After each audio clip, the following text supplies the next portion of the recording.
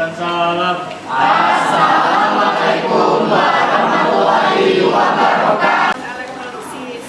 Dan pada pertemuan kali ini kita akan melanjutkan untuk mempelajari tentang analisa potensiometri. Insya Allah di pertemuan selanjutnya ini namanya multitester. Jadi nanti kita akan melihat titik akhir dalam titrasi ditandai dengan pembacaan yang terdapat dalam alat. Oke. Potensiometri itu merupakan metode kerja dari potensiometri seperti yang tadi Ibu sampaikan bahwa kita akan mengukur beda potensial sel dari suatu larutan. Berarti kita akan menghitung berapa.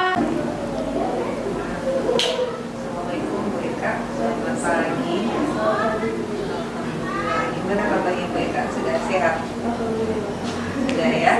Sudah ya, meskipun suaranya masih saya kemarin juga agak sedikit seperti itu, tapi alhamdulillah jalannya waktu itu bisa seperti itu. Bu Eka, Bu Eka ada di kesempatan di sini, kira-kira Bu Eka mempunyai tujuan apa Bu Eka? Ya, jadi kemarin sudah disampaikan bagaimana perangkat yang baik, terus memasukkan unsur KSE, budaya positif, dan apa yang Ibu sampaikan itu bisa menjadi inspirasi bagi saya bahwa ketika mengajar itu tidak hanya sekedar menyampaikan ilmu saja, tapi bagaimana ketika kita menyampaikan sesuatu, siswa bisa menerima dengan perasaan yang menyenangkan, dan itu akan lebih dipahami oleh mereka. Iya Bu, ya, sebenarnya kan kita bertemu dengan siswa, kita mengajar di proses pendidikan itu kan sebenarnya tujuan utamanya kan siswa ya Bu ya. Kalau di kami itu ya tiga tujuan ya, tiga tujuan. Seperti yang kemarin saya ungkapkan di PGRI kan, tiga tujuan yaitu siswa, terus murid, terus yang ketiga peserta didik ya. Jadi semuanya itu bermuara ke siswa ya Bu ya. Nah, karena semuanya bermuara ke siswa, tentunya kita sebagai guru sesuai dengan kemana dan kita IHT ya Bu ya, sesuai dengan Ki Hajar Dewantoro bahwasanya kita menghamba kepada murid. Nah, bagaimana sih cara menghamba kepada murid? Tentunya langkah-langkah pembelajaran yang kita implementasikan seperti itu. Nah, kemarin kita sudah berbincang sebentar tentang bagaimana sih supaya siswa itu masuk ke pembelajarannya sendiri gitu ya, tanpa kita harus memaksa dia masuk gitu ya. Kadang kalau kita memaksa siswa masuk malah nggak kena gitu ya. Supaya siswa betul-betul masuk, gimana sih caranya? Nah, ternyata caranya bisa banyak ya, tadi seperti PK memasukkan budaya positif. Karena budaya positif kan tentunya kita menghargai kebutuhan dasar siswa kan ya. Terus juga kita juga memasukkan unsur KSE karena untuk perkembangan kecerdasan sosial emosionalnya kan juga sama itu, dan juga dengan pembelajaran bertingkat diferensiasi. Nah, dari tujuan yang kita inginkan bersama ini Bu Eka, sebelumnya itu Bu Eka merasa ada suatu hambatan kah atau masalah kah untuk mencapai atau untuk menjalani itu semua gitu Bu Eka? Iya. Jadi ketika mengajar di kelas, yang saya rasakan itu bahwa tidak semua siswa itu bisa 100% fokus ke guru, fokus ke pembelajaran. Jadi kemudian tidak semua siswa kan siswa beragam ya Bu, dengan berbagai latar belakang dan masalah yang mereka miliki. Jadi saya di awal pembelajaran ketika saya mencoba mengetahui bagaimana kabar hari ini, sekedar bertanya seperti itu, ternyata mereka jawabannya itu beragam, tidak semua baik-baik saja. Ketika kita mencoba seperti yang disampaikan sebelumnya, sebelum belajar, ayo kita selami dulu siswa supaya mereka mengikut ke kita gitu. Nah, ketika mencoba itu ternyata lebih efektif untuk menarik mereka mengikuti pembelajaran. Kalau dulu sebelum ini mungkin ketika kita ngajar terus siswa tidak memperhatikan, kita akan apa ya Bu? Emosi mungkin ya. Kok nggak merhatiin ini kenapa? Padahal di balik semua itu ini ada rasa apa ya? Kesadaran diri untuk ikut belajar tanpa harus dipaksa, itu yang harus diupayakan oleh guru-gurunya. Jadi mereka sudah menyadari ya kalau dulu kan kita yang apa dengan ketidaktahuan kita karena belum mempunyai ilmunya ya Bu ya, kayak ada ketika siswa tidak memperhatikan kita bisa jadi naik gitu ya. Padahal kalau justru ketika kita naik kan justru siswa itu ketika kita masukin sesuatu malah mental, malah masuk, bahkan dia akan cuek dengan kita, malah dia mungkin bisa mengerjakan yang lain atau pikiran dia keluar. Dan memang tugas utama kita adalah menarik dia ke pembelajarannya gitu ya, menarik dia ke pembelajarannya. Nah sekarang kita kan sudah tahu ya Bu ya, masalah utamanya yaitu untuk bagaimana cara menarik ya, bagaimana cara menarik siswa dalam pembelajarannya. Nah, kira-kira kita sudah tahu nih masalah utamanya kan seperti itu. Nah, kira-kira rencana apa saja yang nanti bisa Ibu buat supaya anak ini benar-benar masuk ke dalam pembelajaran? Jadi karena kebutuhan sifat anak itu beda-beda ya Bu ya. Jadi kemarin setelah lihat pembelajarannya ada tentang kita harus mengetahui dulu gaya belajar siswa. Jadi kemarin saya coba untuk ngetes gaya belajar dulu. Jadi diagnostis tes ya? Iya, diagnostis tes. Setelah tahu bahwa ternyata ada audio, visual, estetik. Nah di situ saya langsung ingat Bu bahwa ketika anak kinestetik diminta untuk membuat laporan serapi mungkin itu mereka nggak bisa gitu. Jadi di situ saya pahami bahwa setiap anak ini punya gaya belajar yang berbeda yang itu tidak bisa kita paksakan karena itu naluri dari dalam dirinya. Jadi untuk kedepannya saya mencoba untuk mengembangkan pembelajaran saya yang bisa mengakomodir ketiga gaya belajar siswa tersebut.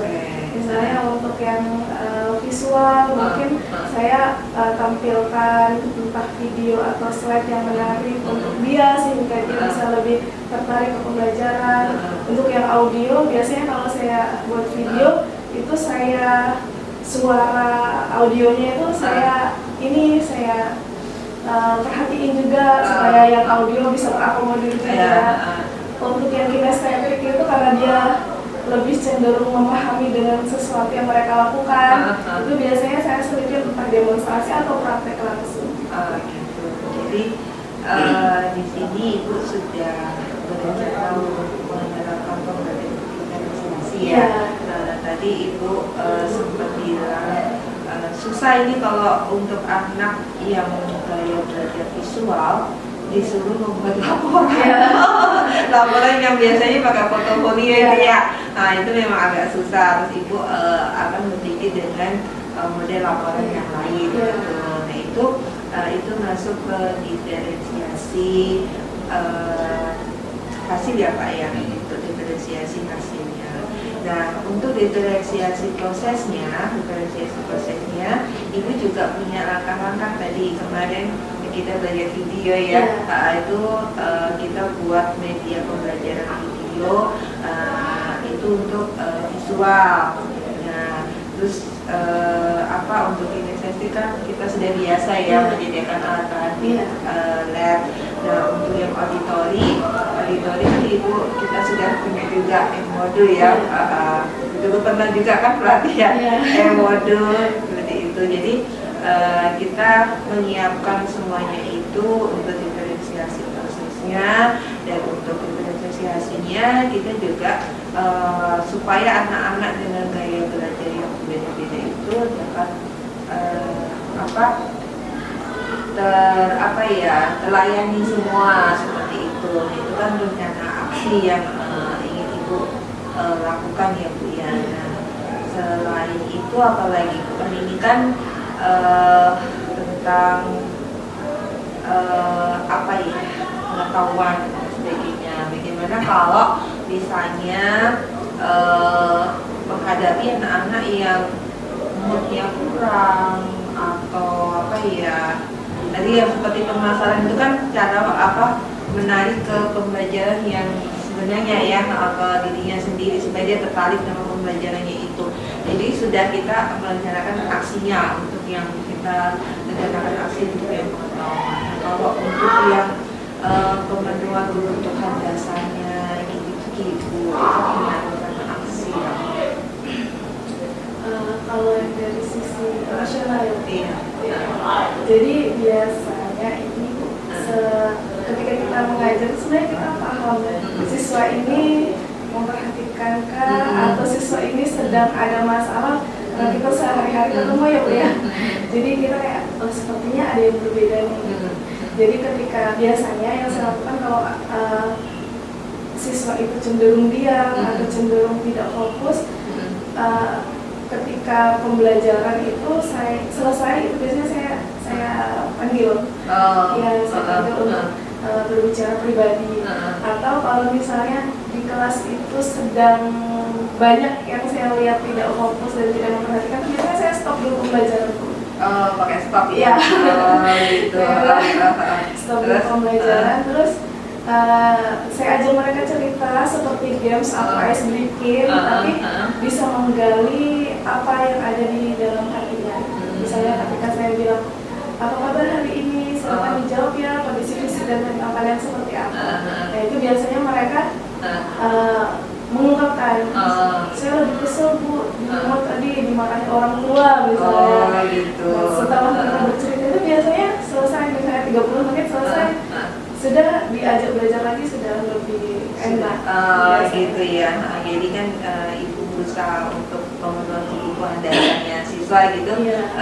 Sudah ada rencana juga ya Bu ya. Jadi ketika ada siswa yang cenderung diam atau ada perbedaan seperti biasanya, Ibu juga sudah punya seperti itu. Nah, bahkan juga Ibu ada ice breaking ya Bu ya. Nah, itu memang ice breaking ini selalu Ibu lakukan ya? Iya. Mengembalikan mood seperti itu.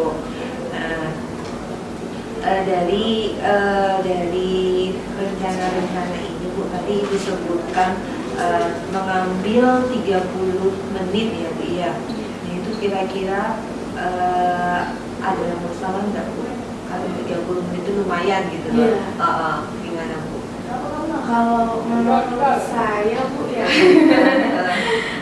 lebih baik mengefektifkan waktu dengan misalnya 4 jam pelajaran. Ketika mereka tidak fokus dan saya tetap lanjutkan 4 jam, itu memang akan tercapai, pembelajarannya selesai, tapi mereka tidak pahami. Dan saya lebih cenderung tidak apa-apa terkorbankan 30 menit, tapi setelah itu mereka mau dengan sendirinya untuk belajar dan mereka lebih paham gitu. Iya, jadi kualitas waktu. Betul. Jadi kualitasnya. Iya, jadi kan itu untuk ketika jiwa raganya itu sudah masuk, karena itu bisa membaikkan dirinya ya.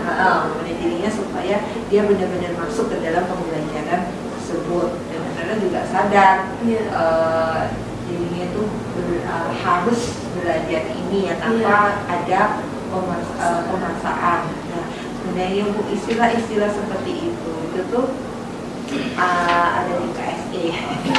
Iya, di situ. Makanya ya sesuai dengan implementasi kurikulum Merdeka itu ada KSE seperti itu.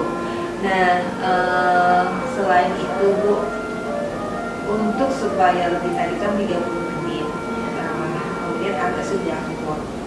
Nah, untuk supaya lebih efektif itu pembelajarannya itu tuh biasanya itu merencanakan pembelajarannya secara kelompok atau secara mandiri gitu, ketika praktek, ketika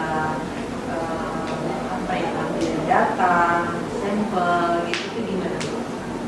Jadi untuk pembelajaran saya lebih cenderung lebih sering pembelajaran berkelompok gitu. Oh iya. Dengan memperhatikan berbagai latar belakang siswa, kemampuan akademisnya. Jadi biasanya dalam satu kelompok itu saya saya pasangkan secara heterogen. Jadi misalnya nih ada siswa yang terlalu pendiam, mereka bisa terikut ke temannya yang lebih aktif.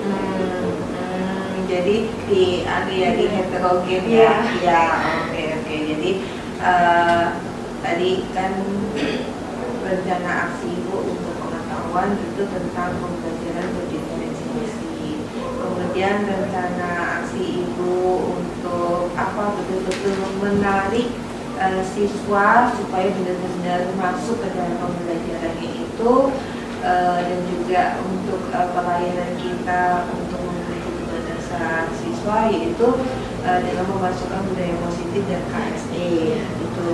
Dan itu juga pembelajarannya juga menekankan pada kolaborasi kolaborasi atau kerjasama. Jadi dalam KSE itu juga sebenarnya ada keterampilan berrelasi gitu, ada istilahnya seperti itu. Ini masuk juga di situ.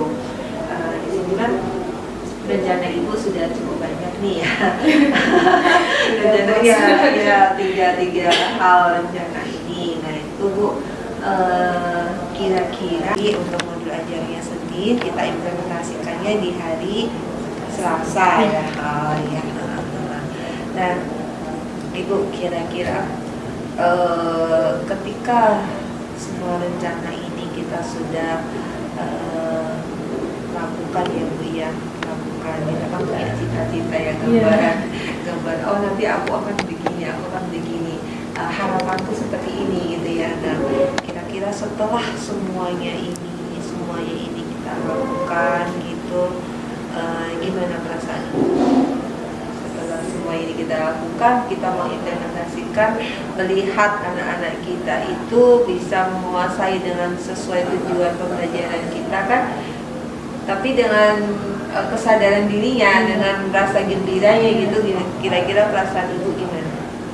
Tentu sangat bahagia ya Bu ya. Karena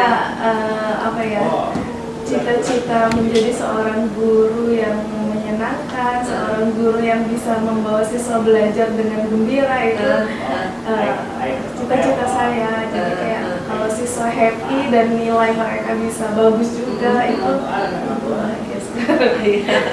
Kita juga ya Bu, kalau kita kan merasa plong gitu ya Bu ya. Tidak ada beban, karena bagaimanapun kalau ada siswa yang ketinggalan kita kan juga merasa beban gitu. Nah kalau mereka bahagia, nilainya bagus kan terus akan ngikut kan ya, ngikut ke yang lainnya.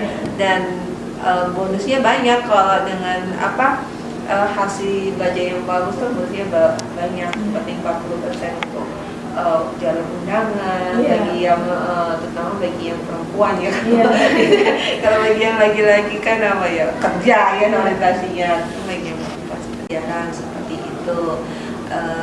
Saya harap kita bisa berkolaborasi terus Bu Eka, jadi kita bisa belajar bersama-sama gitu. Mungkin suatu saat juga bukan saya saja yang nanti ke tempat Ibu, suatu saat Ibu juga ke tempat saya gitu. Jadi kita bisa saling belajar supaya gimana sih, apakah alur dari pembelajaran kita sudah benar sesuai dengan modul ajaran kita terapkan, yang kita buat gitu. Terus kemudian apakah ada penyimpangan gitu kan, perlu ada saling kolaborasi. Oke. Terima kasih banyak ya Bu Eka ya. Jadi nanti hari Senin kita ketemu kembali untuk membicarakan modul ajar. Nanti saya izin juga di hari Selasa ketemu Ibu di kelas ini. Ya, makasih banyak Bu Eka, sukses selalu ya. Semoga semuanya ini bernilai pahala untuk kita semua. Terima kasih. Makasih banyak Bu Eka ya. Bisa dapat ilmu baru ya. Ini kan belum bisa diambil minumnya. Iya, gitu. Disikat ya. Minta coba berikan senyum kalian dengan rumus. Ini ada rumusnya ya, 227. 2 senti kiri, 2 senti ditarik ke kanan, tahan 7 detik. Bisa? Oke, kita mulai. Berikan senyum terbaik kalian ke teman di sebelah kalian. Sebelah kanan atau sebelah kiri kalian. Belajar selalu menerapkan rumus ini ya, 227. Mau dimanapun, ketemu siapapun, kasih senyum termanisnya. Silahkan kalian berpasangan dan rapikan pakaian teman yang ada di sebelah kalian. Silakan berdiri.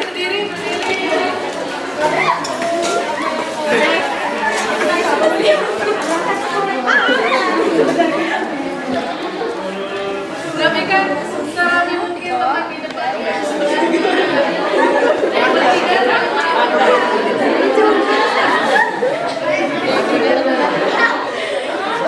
Oke, kalau sudah rapi boleh duduk kembali, berarti sudah siap untuk belajar. Sebelum kita melanjutkan, kita kan mau praktek juga ya hari ini ya. Ibu ingin kalian belajarnya itu tetap happy, tetap senang, tapi kita juga kebutuhan dasar kalian terpenuhi dan kita juga tetap ada di rules atau aturan-aturan. Jadi kita mau membuat yang namanya keyakinan kelas. Kalau itu adalah keyakinan kelas yang pernah Ibu minta ke kalian. Kalau sekarang keyakinan kelas yang kita buat bersama. Jadi Ibu akan bagikan ini nanti sticky note ke kalian. Silakan kalian tulis. Kalian pengennya saat kalian belajar nanti, baik praktek atau teori, belajar seperti apa yang membuat kalian nyaman dan belajar itu jadi menyenangkan. Boleh satu orang dapat satu, nanti boleh ditulis ya. Kalian maunya apa sih? Oke, sudah semua? Sudah semua dikumpulkan? Oke, nanti kalian juga boleh baca kesepakatan ini, terus kita simpulkan bareng-bareng, kita buat dalam satu media yang menarik, baru nanti akan kita tempel. Dimana kalian sering belajar, boleh ditempel di sini, boleh. Ya, jadi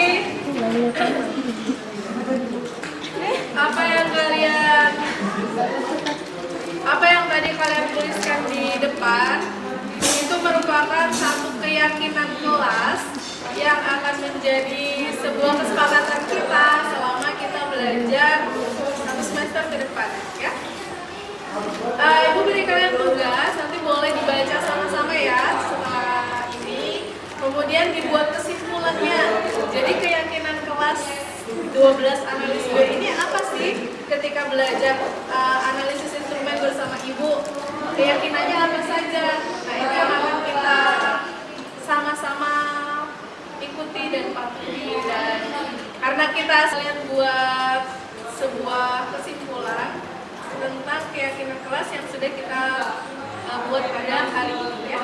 Apakah sudah siap untuk belajar? Siap. Silakan berdiri dulu.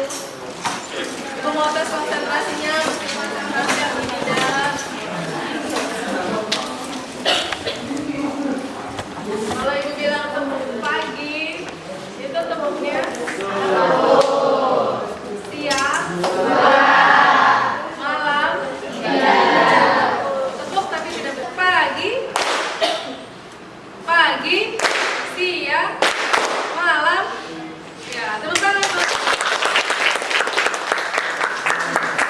Jadi sudah bagus konsentrasinya, sudah siap untuk kalian punya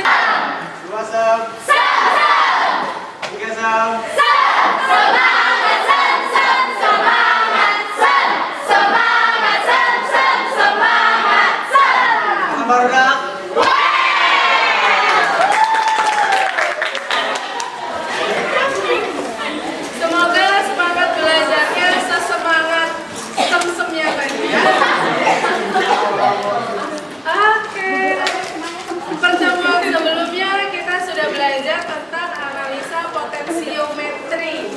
Nah, pada pertemuan hari ini kita akan belajar tentang analisa sosiometri. Ada bapak-bapak yang lagi ambil ikan tapi pakai setrum, disetrum ikan supaya dia naik semua. Nah, ternyata entah bagaimana pengaman alat dari Pak nelayan ini, ternyata dia bisa kesetrum karena alat pancingnya itu yang dihubungkan dengan arus listrik mengenai air laut.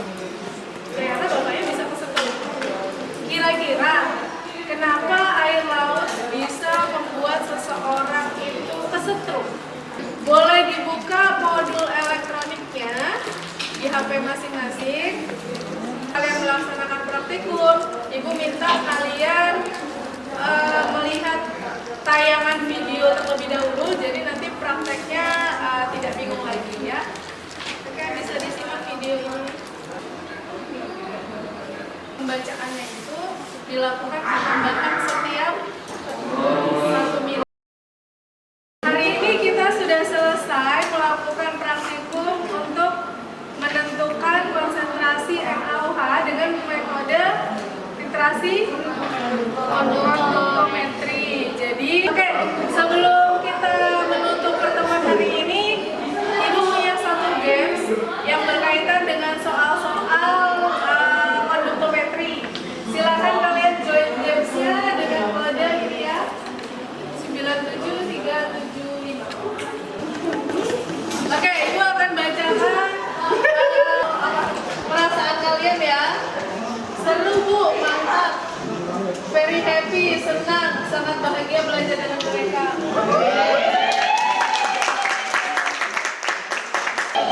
Ya, dari keseluruhan emot dan perasaan yang sudah kalian tuliskan tadi, alhamdulillah kalian happy. Berarti yang kalian inginkan dari pembelajaran itu gini ya, santai, banyak gamesnya,